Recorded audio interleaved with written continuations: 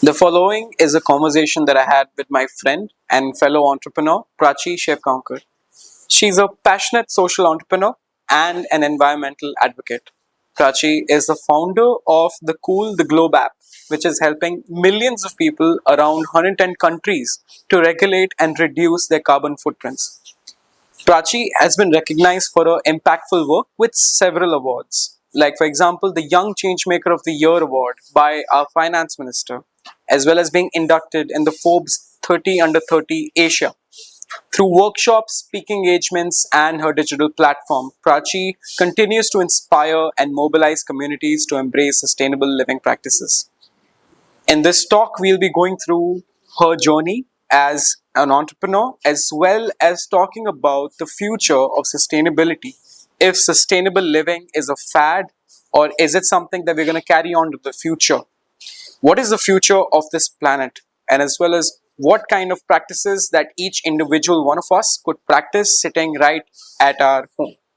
So, without further ado, I would like to carry on with the conversation. Now, I really want to get this thing noted from to all of us because we all kind of see you on the screen. Yeah. We all want to know Prachi Shevgaonkar and how has a girl from Pune changed the way that people are going to look at carbon emissions. Mm-hmm. What was your path? So, I think because you've seen so much of that part of my life, I want to start from how I landed up there first. So, after 12th standard, I knew everybody in my family is an engineer. So, I had just this inkling that I want to do something different and I want to make some kind of a difference through my career. That I knew. But how, I didn't know. So I decided to take a gap year afterwards. I'd taken admission for computer engineering. I dropped out in a month and decided to take a gap year. This was before SCMC. And I made a list of people whose work was really inspiring for me. And I started approaching them, asking if I could shadow them for a couple of months. And so in doing that, I shadowed some of my role models, some social entrepreneurs, spent 4 months traveling with farmers, sometime with waste pickers, sometime working with children. And when I spent so much time on ground, I really felt my world opening up. And I saw for the first time how climate change that I'd only read about till then was not really about these big words. It was affecting our day-to-day lives, and it was affecting people around us in very simple things like our food, our health, our livelihoods, education, income. Every single issue we saw, it was being aggravated by climate change. And so I realized that the way to make, perhaps one of the ways to make the largest impact in our day and age is to work on solving this problem, because it's a problem with a ticking clock. So this was a realization I had then. But I knew that to do anything at all, I was in a Marathi medium school, so I'd never spoken at all in an English medium. Even if you, Ashwin, when I told him about it for the first time, he was in shock for 10 minutes because he's from Pune. He knows. We both were, like Prathamesh also. I don't know about Prathamesh. I think Prathamesh also was from a Marathi medium school. No, he was in Bishops. He was in Bishops? Raj Kadam wala school. Haan, Raj Kadam wala school. But SCMC was the first time I started speaking with people in English. That was my first time even conversing in English. But it was so seamless, just the way she is, just the way she's presenting all of her conferences. Very seamless. I think she's just born a good speaker. Some people are just, So I have to tell you this, in fact, because the first semester of college we used to have development sector internships, right?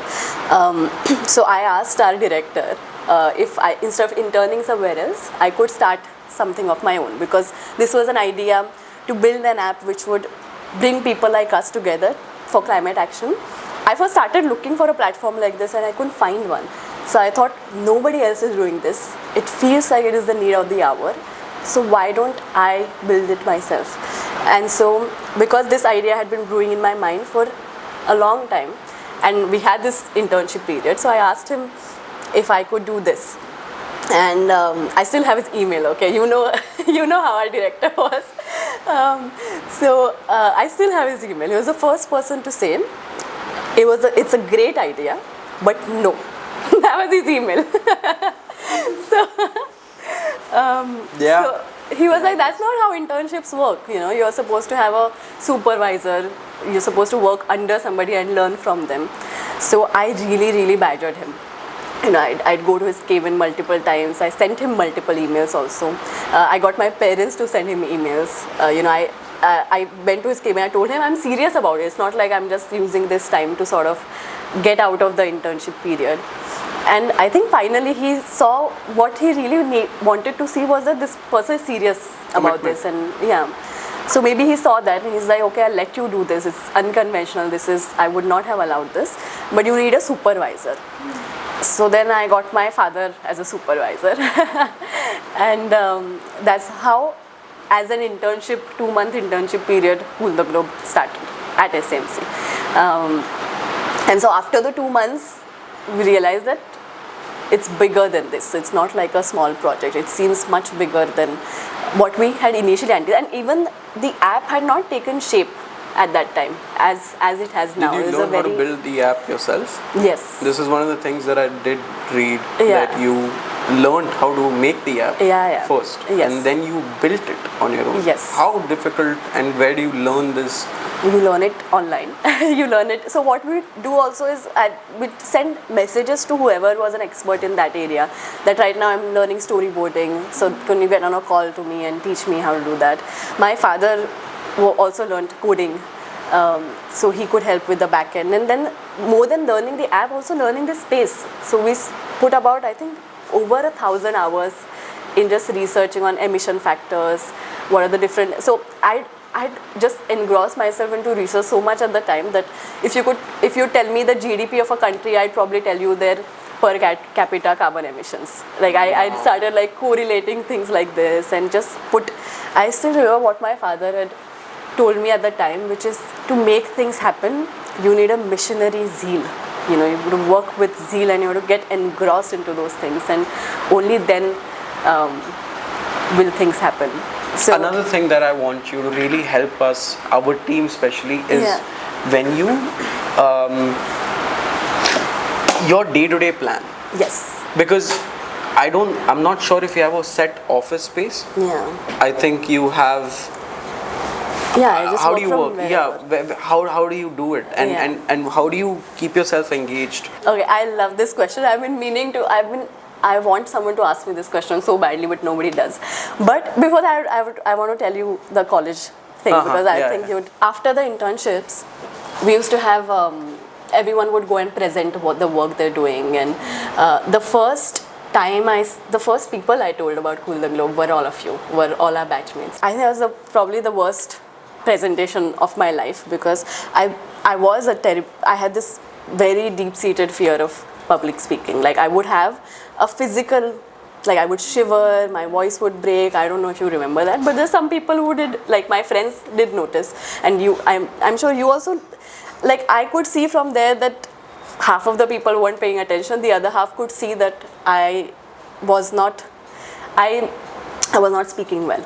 I remember after the presentation just going out in tears, and Prathamesh was there and I was inconsolable, and I was telling him, I feel like this idea has some merit, but maybe I don't have the capability to take it where it can go, because I can't even speak about it.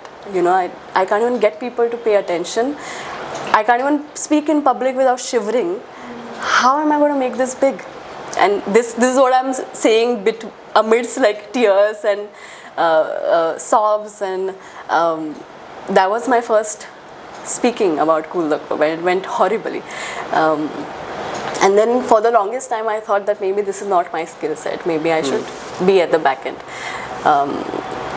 So that was college, and then we did keep working on the app through college. You know, we got some students from VIT to test the app. Everything that we needed to do, we just learned it ourselves. My father took 2 sabbaticals from his college to help me code it, and you know, there was somebody who we needed. It was like a full-time job. Yeah, full-time coding. Building an app from scratch. And then finally, I think around the time we graduated, the app was ready, it was built. And this is the story I usually skip. Okay, this is the story I've never told anywhere, especially on like a this thing, but I don't mind telling it, which is that even if the app was out, I did not have faith in myself that I could probably, even if this is my passion, that I could make a career out of this, and that I have the capability to sort of turn this into something meaningful. But I still knew that I did not want to do a standard job. You know, we'd done a couple of internships in ad agency and whatnot, and just the future that I'd end up spending my skills selling soap, it just was not, didn't make sense. Yeah, it didn't make sense. So I knew what I didn't want very strongly. So I decided to give myself another year after college. I did not sit for placements, and this is another conversation I remember with one of our professors in a lift. I still remember it very starkly, where I told her, she's like, oh, you know, where are you interviewing for placements? I was like, yeah. So I said, I'm not sitting for placements, and she said, well, what are you doing instead? So I said, I've given myself a year to try and see if I could still do something in the impact space, to try and look at like an unconventional route. And she said, well, it's such a privileged thing to do. And I was like, yes, maybe it is, but I want to make use of my privilege. If I have that privilege, I want to use it to see if I can afford to take that year for myself. I want to see if I can make something out of it. And so I did make that decision. It was a big decision. I think 6 months before graduating was one of the most stressful times for me, because you don't know what you're going to do. It's just, and I just thought everybody who was meeting me was going to ask me, what are your future plans? It was so odd. At the time of graduation, that's what everybody was looking at, right? Yeah, and I didn't have any plans. All I knew was that I had given myself a year that was undecided. And so what I did after that was so Maratha Chamber of Commerce in Pune, which is like a big group where anybody who's, like all entrepreneurs, policymakers, everybody goes there. When my grandfather had thought of starting a business, he had taken his scooter and gone to Maratha Chamber first. So they were doing their first batch of fellowships at the time. So I applied for the fellowship. There was a long process, and I got selected as one of the first 5 fellows. And the idea of the fellowship was just to develop young leaders who want to do something and connect them to an ecosystem which is much bigger than themselves. And over there, I saw a shift in myself, because we had direct access to the Director General, to presidents, to the biggest entrepreneurs in the city, to policymakers. And I remember feeling, all meaningful things that are happening in the city have opened up for me. And I remember my mindset slowly shifting from a student and an intern to a founder and a CEO. And that confidence and that vision of what is possible opened up to me over there. And for the first time, I started looking at Cool the Globe not just as a college project I had done, but as something I could make something out of. And maybe if that perspective shift could have come sooner, I could have started it a year early, because the app was ready. But I think sometimes these things take time. So it was less to do with the product itself. It was more to do with your confidence, yourself. Yeah, and how you look at yourself. I looked at myself as a student, and as we'd only done internships till then, I'd looked at myself as an intern. I never thought I could be a founder. And so that's what the fellowship gave me, which is just to shift my perspective.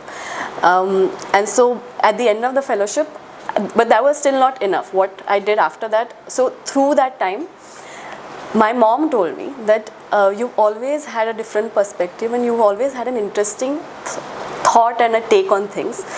So whatever you're feeling about the environment, about what's happening, you should start making videos out of it. There should be some kind of an output. And so I started making videos. First video I'd made was with Akanksha, which was also one of our batchmates. And she had been in the environment space much longer than I had. I mean, she'd been much passionate about environment. She's become a photographer, right? Is she She's still in this space. So I made first video in collaboration with her on what are the things people can do to become more environmentally conscious. I think it was a video like that. And then I have a BTS of that video, which is, again, even if when I look back at it, I'm so awkward. And I realized that the toughest thing about speaking on a video is just to be yourself. That's one of the most difficult things. So it's just like badly made. Again, it's just like that first speech I gave in college. And in the BTS of that video, I'm telling my mom, I don't think this is my skill. This is very difficult. Most people do that. Most people quit it when they think they can't do it the first try. They quit. But they don't know the practice of perseverance that you keep doing repeatedly, and things will turn out fantastic. Absolutely. I think anybody can do anything. Like you kept doing it, and now you're at a point that, look at you. Yeah, that's what she told me. So she told me, do it 4 more times, and if the 5th time you don't want to do it, then I'm okay. Do it just 4 more times is what she said. So I made 4 more videos. I made one on Muramutha River and how there was a lockdown. So how the lockdown has in fact decrease the pollution level of the river. So lockdown has been good for the environment, if not good for the humans. That was my second video. Then I made some videos on farm laws, and that video, the third video I made, the founder of Kisan, which is the largest agri expo that happens in the country. It happens in Pune. About 1.5 lakh farmers come every year for that agri expo. He saw that video. And it was not my best work, but he still thought there was something interesting that this girl is doing. She has some good thoughts. So he called me in for a meeting, and we spoke for 2-3 hours. And this was right after, like 1 month before the fellowship was supposed to end. So he said, now that your fellowship is ending, the Agri Expo was just slated to happen in 3 months. He said, for the next 3 months, can you come and lead my media team? Because for the first time, we are doing this expo digitally. And nobody can believe that farmers will come on a digital platform. And nobody can believe that farmers can be reached out to through Facebook, Instagram campaigning. So he's like, come and work on that with me. So again, that was like the first leadership role that I got after. And that was also, I felt that whenever you do something unconventional, you get to go many steps beyond very quickly. Like to reach that role, if I had gone through a normal route, it would not have happened. But because he saw a video and he called me in, maybe I got that opportunity. And so for the next 3 months, that's what we worked on. We had a team of about 10 people, editors, videographers, and we made very localized campaigns in all languages across India. And even if it was a campaign in Marathi, it was a campaign in 7 Marathi dialects.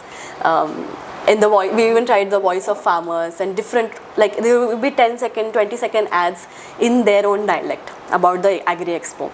Oh, that's and at really one point, work. Yeah, and at one point we knew that anybody who has anything to do with agri in India has seen our campaigns. And it was also to promote the Kisan app, because the expo was for the first time going to happen on an app.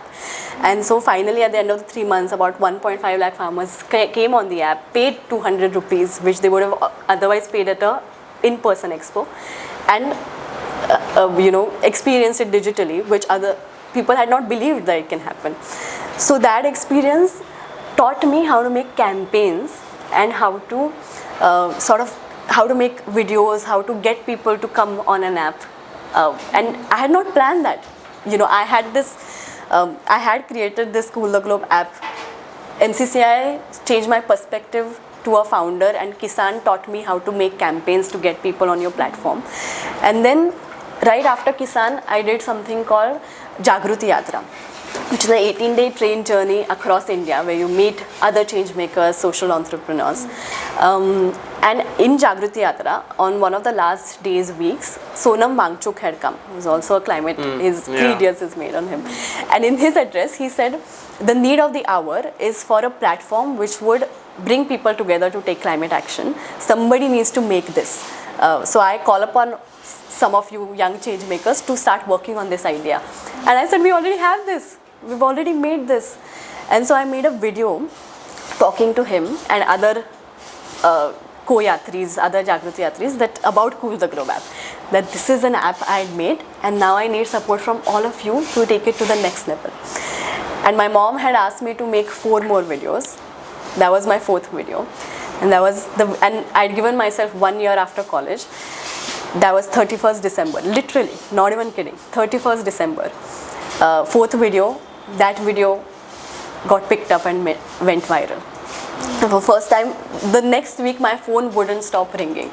People from different parts of the world, students, CEOs, media organizations, other climate advocates, policymakers, people. Harsh Mariwala tweeted about that video. People were calling me from all walks of life, telling me this has meaning what you've created and we are willing to back it. So whatever support you need, we're there for you. And literally at the end of that 1 year, I finally realized that Cool the Globe is something I want to now spend my life on. And climate change is something that I'm now willing to spend my life working on. At the end of that 1 year and at the end of the 4 videos I promised to make. And the rest, what happened is what you've seen. But this was the backstory, I think. I'd not told anyone. But I'm telling you because you've seen such a big part of it. Yeah, and the one thing that stands out is the conviction, and not conviction that you wanted to do this, but the conviction of what you did not want to do. Yeah. Now tell us, I really want to know this because you're an expert here. Yeah. What is sustainability? What is reducing carbon footprint? Yeah. What do you think about chemicals? Let's break it down so it's easier for you also. Let's start with how are you helping with the app? Yeah. And how will it change? What are you seeing this app changing the future of this world? Yeah. Please tell us. Yeah, I think one of the things we want to do through Cool the Globe is that sustainability for people has always seemed like I have to now completely give up my whole life. I have to go in a village and live like a nomad and I cannot enjoy anything. And it seems too overwhelming. None of us can be perfect. None of us can do all of that. What we're trying to say here is sustainability is for everybody.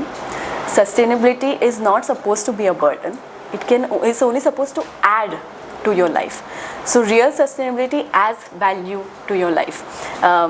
So I tell people to do a couple of things whenever they talk to me, which is my ask to people is that from today, you decide one climate action or one sustainable behavioral change you're going to make. Make sure it aligns with your goal in life. So if you want to be fitter, then maybe you can decide to walk more or cycle more. So look at what your goal is in life and decide a sustainable action based on that. It should not feel like a burden. The third thing is to make it fun. Try and figure out how whatever sustainable action you're taking, how can that be enjoyable, because only then would you want to do it more. The fourth thing is to make any kind of change, you have to measure it. So that's when Cool the Globe app helps people measure the emissions they're saving with each sustainable actions. Just the way we know calories in our food, we should also know the emissions behind our actions and the emissions we are saving with our sustainable actions. And then the fifth thing is that no good work can be done alone. You need a community. Yes, and it is also so the fifth thing I ask from people is once they have taken that sustainable action, to tell 10 other people about it, to show off. Because they'll see that one climate action I've taken inspires 10 people and creates a ripple effect for change. So actions can be very powerful. The one thing that I've always had, and I always see in a lot of young people, is a yearning to make a difference. I used to read in history books about freedom fighters and change makers. I used to think I should have been born then. I'm born in such boring times.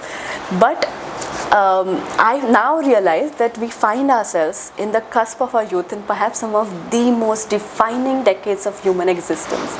Because for the first time in history, the actions we take in our day-to-day life can change the course of the world. If we choose to take climate action, if we choose to be sustainable in our day-to-day life, it's not only going to affect us, but generations to come. But tell me something about this question. Yeah. I feel that a lot of people, they don't want to save on water, they don't want to save on electricity because they're always comparing themselves. They're always like, look at the US. Yeah. They don't even care about fuel economies. They don't even care about the KMPL, the mileage of their cars. They don't care about the electricity usage. What then? Because if I make the difference for myself, who am I saving? Yeah. How do I get to know that if I'm saving someone in the next generation? Most people are so selfish. How do you change that perspective of people? I've seen that there's two levels of change that are required to make anything happen. One is from top down, that is policy level change, that's countries taking decisions, that organizations taking decisions. The other change is from bottom up, which is citizens saying, I care about this and I demand this.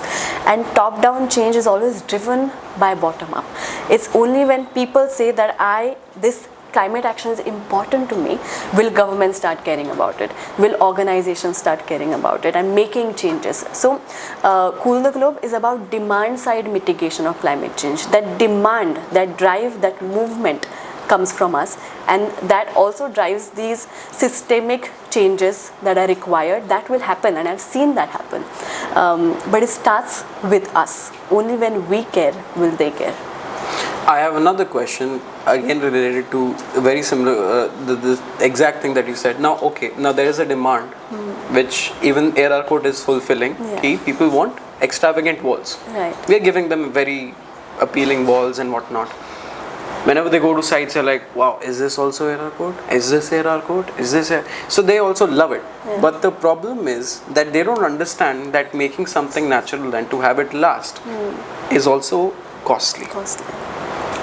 And most people, even though they are like, I want a sustainable option, but I also don't want to pay. What to do in those scenarios? What would be your go-to, helping to help them understand that this is why you are investing? Yeah, I think the solution is to just get more and more people to care about it, because then two things happen. Once the demand is higher, the costs also go down eventually. Because right now, there are very few people doing what you're doing. So suppliers are less. There is no bulk this thing. So when there is a bulk demand, the cost go down. That is one way. And the second way is when people start caring more, they also start getting that awareness that I care enough about it to pay a 10%, 20% premium. So both of these things need to happen simultaneously. The cost should and will go down eventually, and the demand will also go up eventually, that people don't mind paying a premium. But our long-term goal is always to figure out, to put time in R&D, to put time in innovations, and to figure out how sustainability does not have to come at a premium. That is the long-term goal. Now you have met so many people around the world, right? Yeah. What is when when you look at and collate data? Yeah. Now this is all you're always doing in your minds, right? When you're meeting people, you're always categorizing them. Yeah. How many of them are genuinely, what I mean is that they're genuinely practicing everything that they preach? Yeah. Because it's very difficult to do so when most people, when they're talking or advocating for something, it's very difficult to do those exact things themselves. Absolutely. And what do you think with all those people that you have met? What is the thing with them? I would say more people than I would have expected. My expectation was that only me and my father will use the app and it will end with, because it's difficult to believe that people will care enough to take action. So my expectations were even lower. That being said, now so my thesis on college was exactly on this. How many people are in the action stage for sustainability? To be honest, very few are. Right now, as a world where we are in sustainability is at contemplation stage, where people are realizing for the first time that this is an important issue and are talking about it. Action follows much later than that. So more than my expectations, but not enough. People are in the action stage, but I think it's still a good beginning. And that's why I keep telling about how actions are a lot more powerful than words. That doesn't mean your entire life has to be about taking action on sustainability. Just one action can also be enough. If you don't have to stop doing things that are convenient for you. How much of it is a fad, Prachi? How much of it is people claiming that they're sustainable because it sells in the market, because it's good for their social media? Yeah. And how much is it actual sustainable living? Fad is always used, and people are saying, oh, climate change is now a buzzword, sustainability is a buzzword.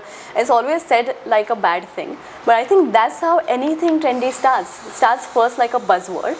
And in anything at all, there are always 80% people who will follow it just on the surface level, and only 20% people who will actually meaningfully practice it and believe in it for anything, not just sustainability. But that 80% people who are adding to the buzzword, they also contribute in making it. So when I go to schools now, being sustainable is considered cool, which it was not before.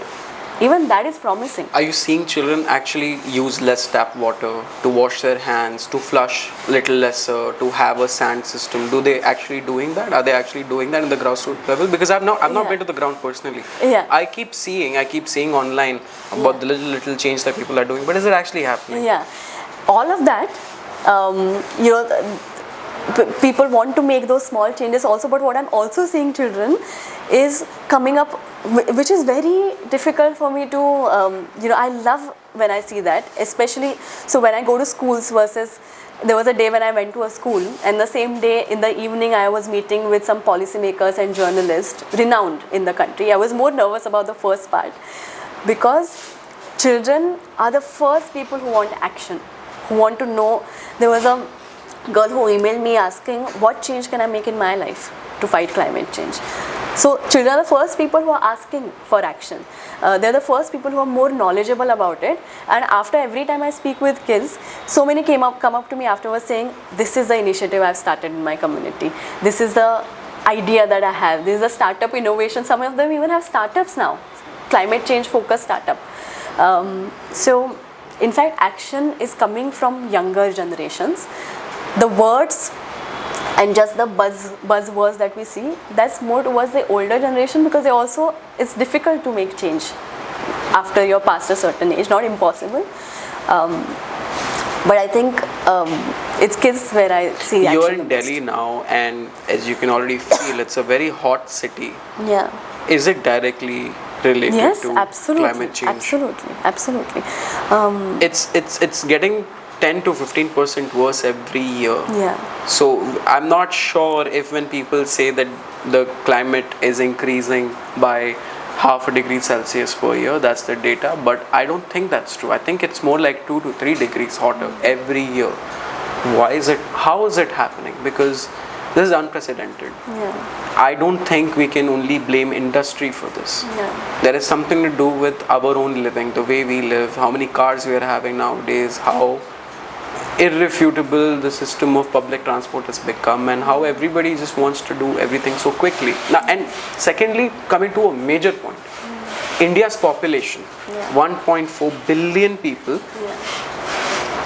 how can they be sustainable? They all need resources, right?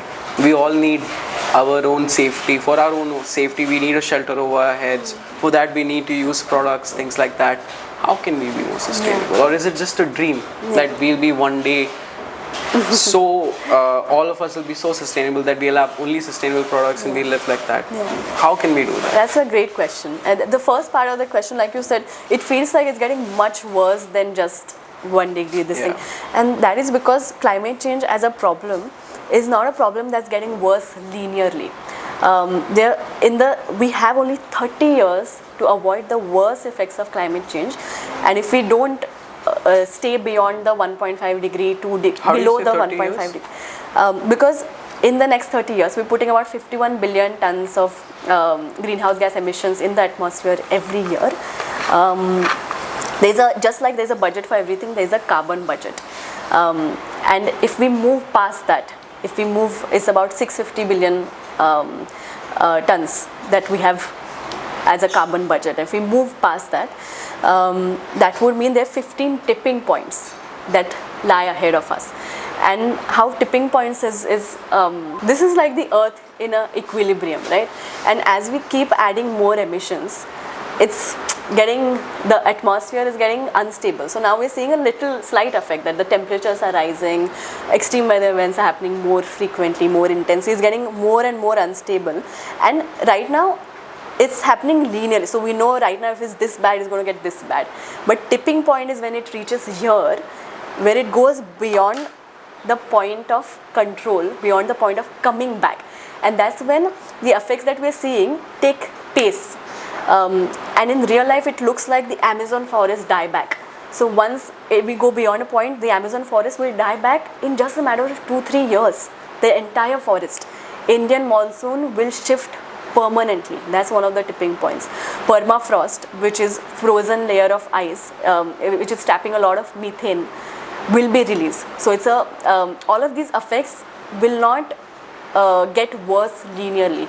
It'll get worse very suddenly as we move beyond each tipping point, and each tipping point will also sort of trigger the other one.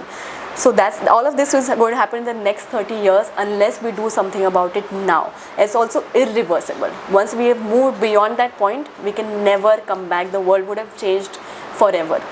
And that's why there's an urgency. Let me play devil's advocate and tell you that Michael Jackson in the year 2000 wrote the Earth song. Yeah. Right? Yeah. So weren't we in a very bad situation even 24 years ago, 25 years ago? Weren't we in a very bad situation even in the 1980s when John Lennon spoke about it? So, I mean, see, it's just a dichotomy. I'm playing devil's advocate here just to show you there's a dichotomy in thought. And maybe is this the reason why the older generation, I'm not talking about the younger generation who's actually trying to do something more out there in terms of being sustainable, who think that sustainability is cool, which is a very good thing. I think socially, if we can just accept the norm that being responsible for your electricity, for water, for consumption, for all of these things, very good that the young people are taking charge. But for the older generation, they have had this, they've been hearing about the climate change and nothing seems to be happening to them. I mean, in terms of, they're not dying any quicker because of climate change. They're dying because of their bad eating habits. They're dying because of all the medications. They're dying because of all these other things. And the wise always say the earth will take care of itself. Now, where do you find a reason? So we are not really fighting for the planet. The planet, like you said, will take care of itself, and how it will be through eliminating half of human population through extreme disasters. Absolutely. So the earth is going to be fine. What we are fighting for is our own future survival. And our survival. This is what most people don't get to. They get to we are saving the planet. And that's when they meet the block that planet will save itself. It's so much bigger. We are not doing anything. What they don't realize is planet will take care of itself. The planet will replenish. Just like limestone will replenish. Absolutely. Everything will happen. All the life cycles will go back to being.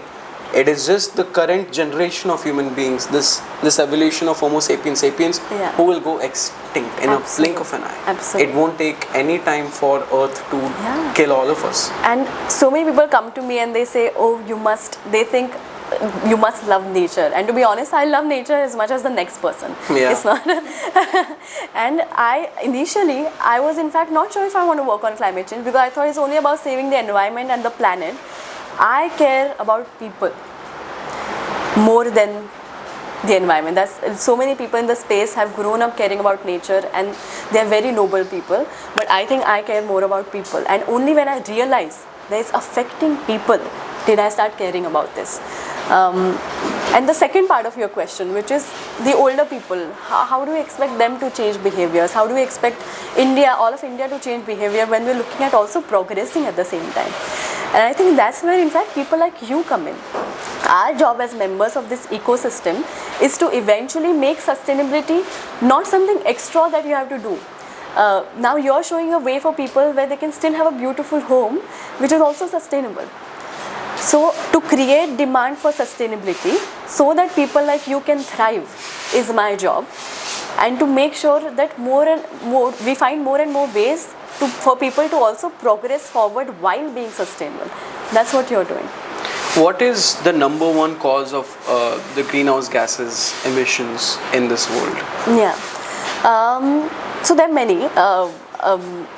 Essentially in our day-to-day activities we do a lot of things. We travel, we build homes, we buy things, we eat things.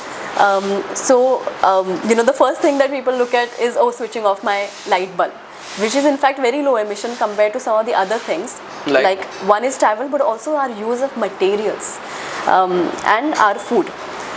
So these are two very big areas. So anything I buy, just like I have a life, that thing also has a life of its own. And there's an embodied emission attached to it, from cradle to grave, to the moment it's created, to the moment it goes to the landfill. The emissions that happen through its life. And so everything that I buy has emissions associated with it. So essentially materials is one of the big areas where people can make a difference. Reusing, upcycling, thrifting, using materials which are sustainable. Now, what is recycle also? So, the way that we claim that 70% of our material is recycled material. Yeah. What is the difference here in our recycled material is that it's replenished material. That means limestone.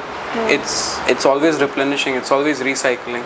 All the stones, all the sediments that are falling in place, they're always coming back. वो टूट के वापस ही आता है. So that's how we claim that this material is 70% recycled. But in terms of regular daily consumption of what do you call materials, whether it be our clothes, whether it be our mobile phones, whether it be our tables or whatever other materials that we are using, how is recycling affecting that area, our life area? How much can you go forward into it? It's really mad. When there's a financial incentive, many more things can be but those financial incentives need to be created, and it's good for, we need to create scenarios where everybody is winning. The company is winning because it cuts their cost to use recycled material compared to other material if there's enough lines created. Waste pickers win because they get money from segregating. In fact, I remember one of the waste pickers had told me people have become more aware and stopped throwing plastic on the road. But for a couple of years, it cut down on my income because my income was through picking up plastic and giving it to the scrap dealers. तो incentive भी नहीं है तो मतलब काम क्या होगा? So, in fact, being more conscious, cut down on her income, and who would have thought there would be a bad outcome of that?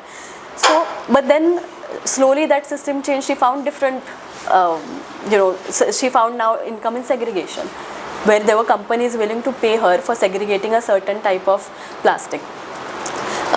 So then she wins when she gets to, so we need to reward behavior, good behavior with good financial incentives, not bad behavior with good financial incentives. And is this the same kind of mindset that a lot of these big multinational conglomerates are also working towards? Are they supporting such vision? So, a lot of people see companies as evils. Yes, that's that's the biggest notion. Yeah, where I don't see that as an evil at all. At the end of the day, yes, the role of any company and their responsibility is to make profit for their employees and for their stakeholders. But you'll see now so many companies want to get into sustainability because they're saying that's where the future lies. If they want to continue to be leaders of the new millennium, they have to become sustainable. So I went to the CEO, global CEO and India CEO of Mercedes-Benz had come down and they had interviewed me about Cool the Globe with their employees. And one of the things that he said was Mercedes-Benz has very strong targets about their sustainability. And they are planning a future where all of their cars are only electric. He said that's because that's a necessity for me to continue to get profits. So we need to create a world where good behavior of organization is rewarded with profits. And that's where we're headed. That's why people are taking sustainability, and that's why I do not believe that greenwashing will stay for a long time, because just doing it as a tick box is not going to work anymore. Climate action and sustainability is an opportunity to gain profits. Now the only way this will actually work is if more of us, more people join this. More people start asking for it. Yeah. What are some of the ways? Now you are of course like you've become a personality now, but there are so many influencers today. So many influencers. You know, people who have a platform. And you know what people with platforms do? They ask for money. They ask for money to promote. Instead of genuinely wanting to do something good for the environment, try to be in this system of being socially accepted as cool is not happening. I'm not seeing a lot of change happening there. What will be your go-to marketing area? And this could also be like a masterclass for you, because you have done it very well. How can more of us adopt what you have done, and what are some of the ways that you have seen that you've spoken about behavioral change a lot. To bring about behavioral change, what is the strategy that you have used with your audience? Yeah. So how do we talk about it effectively and so make that sure more it people reaches change? more people? Yeah. I think what we always try to do was give a simple, doable solution to people. People like having action items, and people like having that, oh, this is one thing I can do. So our campaigns have always been about all you have to do is to reduce your carbon footprint by 10% every year. Take that challenge with us. So making people a part of a mission and a movement. Try looking at, so I've never talked about Cool the Globe as just an app. It's an app and a movement, and that's what I think you are also. You're not just a product, you're a product and a movement, because there is a deeper purpose to it. It's a product that's also helping the world. So I think when that's how you started looking at it, I've seen that everyone has an innate need to do good and to live with a purpose. So they should feel like they're adding to their purpose by buying your product. They should feel like they're adding to their purpose by being a part of Cool the Globe. So to become a product and a purpose, I think. Now again, as you told, like for keeping employees to growing the company, you need revenue. Yeah. To even for future there will be investors also, there will be other people who will be a part of the board, and so they'll also want revenue. But with that revenue, coming to that stage, I have always seen the financials of a company to the purpose of the company being very separated. I feel always that this thing happens, that the company runs and operates because of the financials, yes, but the company's vision is not directly related to the financials. They don't, like, what the purpose that the company is trying to solve is not related with how much money you're trying to make, or how, and people always equate. In India, I've seen, especially my father's generation, they think of money as evil. They like to think of money as a thing that is destroyed relationships, that is destroyed things. But you have to, again, for big companies to adopt, they have to see it as an incentive. Absolutely. They have to come to a point where they could use that to kind of fulfill this goal, this vision of seeing a more sustainable world. A lot of the brands that we work with, a lot of the companies that we are working with, they are promoting the use of these products in most of their areas, simply because this is not toxic.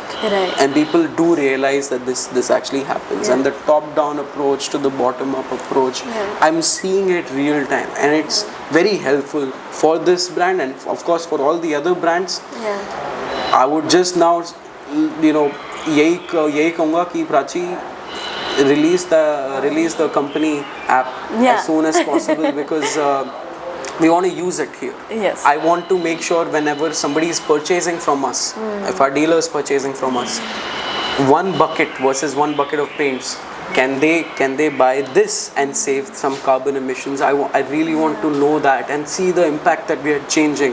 Now today, all of the videos that we always send good hearty tips to our dealers or our distributors. Like this New Year's, we send them each how many square feet they have helped become eco-friendly by doing this. And in overall general perspective, the company, ARRCOAT, not just here, but ARRCOAT everywhere, has done 2 million square feet last year. 2 million square feet of coverage on walls. But think about the growth, which is standing at 45 million square feet of space becoming available every year. So we are again nowhere close to making a big change. And I've seen this. If you really want to make a change, you got to make it in scale.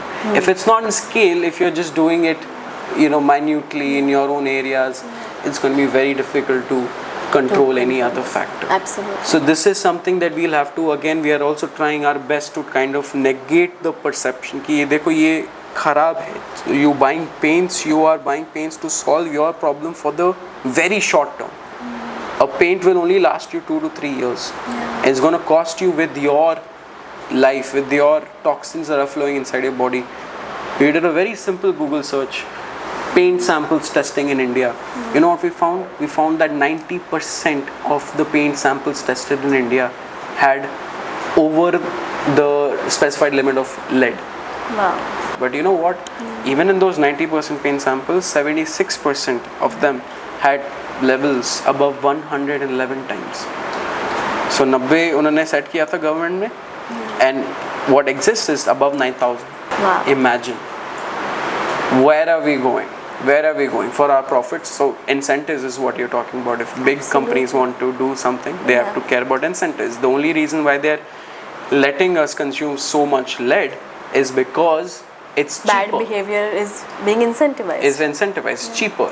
Using lead-based pigments is cheaper than using non-lead-based pigments.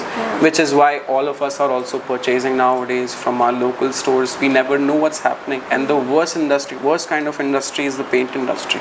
You never know what you're buying. The number of fraud cases that I hear every day from the retail outlets that we work with is insane. They are starting to copy our buckets.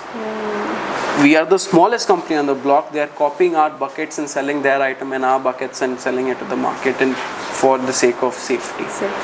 They are selling it for half the price. We meet architects. We have met architects in some of the events that we have done. They all tell us, we are using your products. And we figure out where have you used our products? They send us, look, buckets. Right? This is, and you can't even make out the difference between the bucket printing nowadays. Asian paints के buckets copy हो रहे हैं. They are copying Berger, Dulux, Narolac. Everything is being duplicated.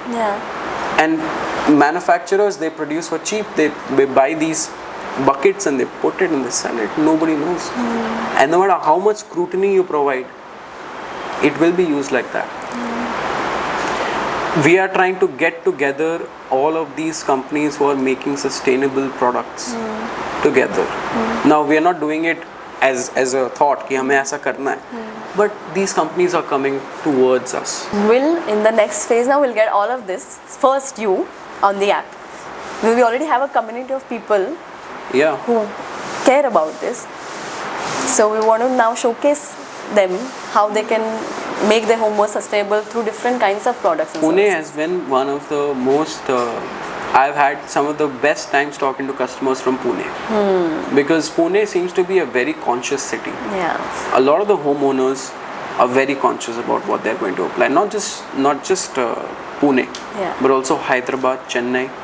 People down south are really conscious. Coimbatore जैसी जगह पे, E road जगह पे, नाम क्या हैं, मदुरई, तिरुचि, यहाँ पर लोग बैठे हुए हैं जो दिल्ली से ज़्यादा कंज्यूम कर रहे हैं हमारा material. Do you know that? Do you know that Delhi, like we keep our own contracting aside, our dealers are at the 8th place. Number one city in India which is always looking forward to such things, Kolkata. Our largest presence is in Kolkata. We have 6 stores there with our dealership.